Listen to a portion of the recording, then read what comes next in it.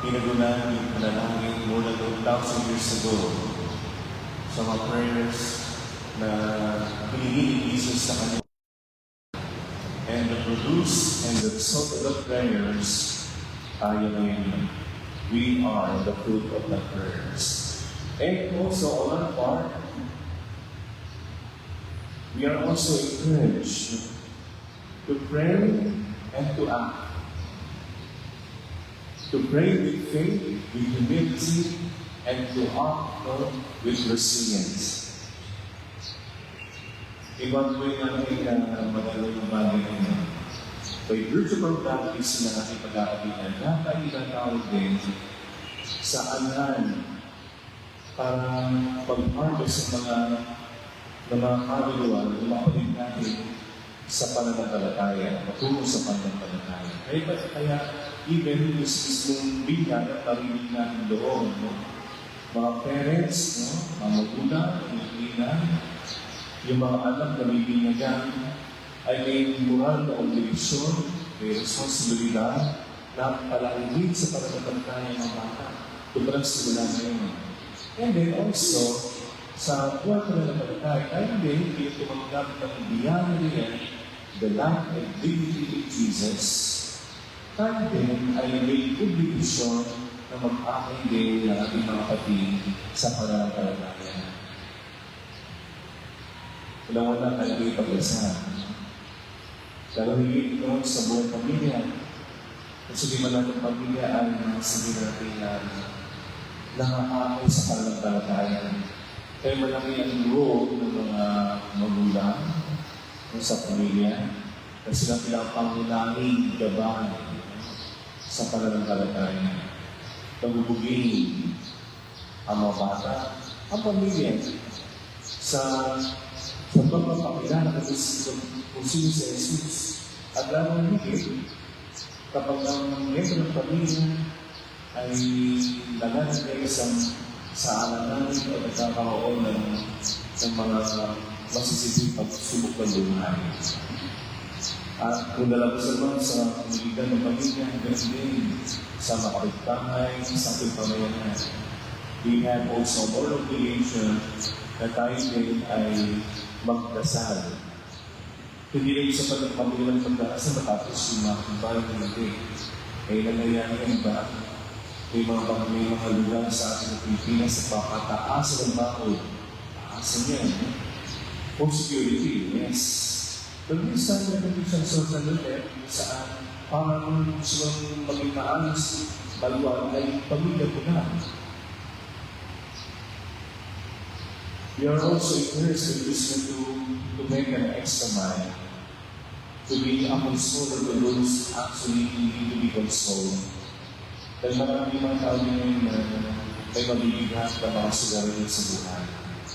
Ibang pag nakita mo, kaibigan mo, kapitbahay mo, ay siguro yung nakagalit mo. Ibang nakita sa iyo, yung buhay na Jesus na walang sa pinipili, sa pagkabuti. Dalawin maging mag-akal sa mga nahihirapan, sa mga dumadaan sa mga disposal ng buhay, sa mga nalilito, sa mga nasaktan, sa mga nangarasan ng hindi magandang justisya sa lipunan.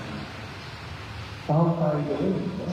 We are all encouraged para maging gabay at ang-akay na rin mga pati sa dambalan ng Panginoon. But magagawa namin mabagay, kung tayo mismo, first and foremost, ay mayroong malalim na relasyon sa Panginoon Diyos. Kaya gawin mo bagay na yan, tawag-akay sa dambalan ng mismo, ay walang ilusyon sa buhay panalangin, walang ilusyon sa pagsimba, walang ilusyon para maging eksensyon ng banal na Diyos ni Jesus na mag-akay sa buhay pananampalataya. Sa pagkakutuloy na natin nalang sa mga pagkain, at ikusuri natin ang sarili. Nasaan tayo bilang mga Kristyano at mananampalataya? Tayo ba ay pilihan ng sarili lamang? Okay, fine.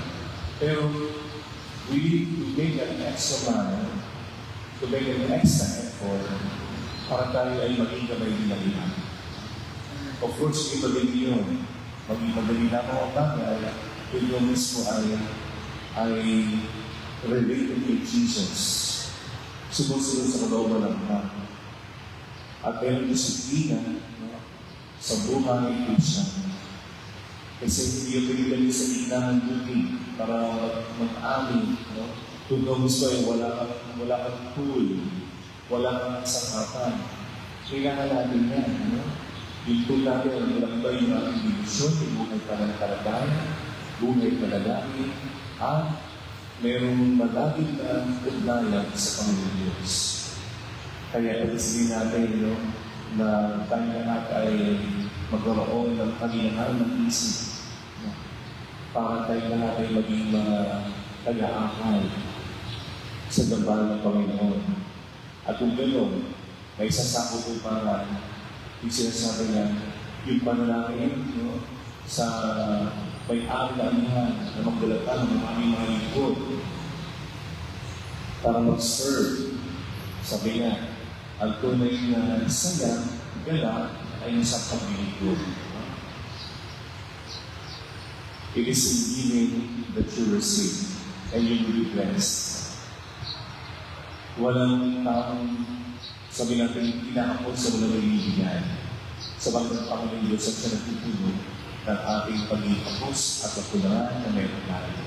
So what we do is, sumampalataya sa Kanya na may pagkilos.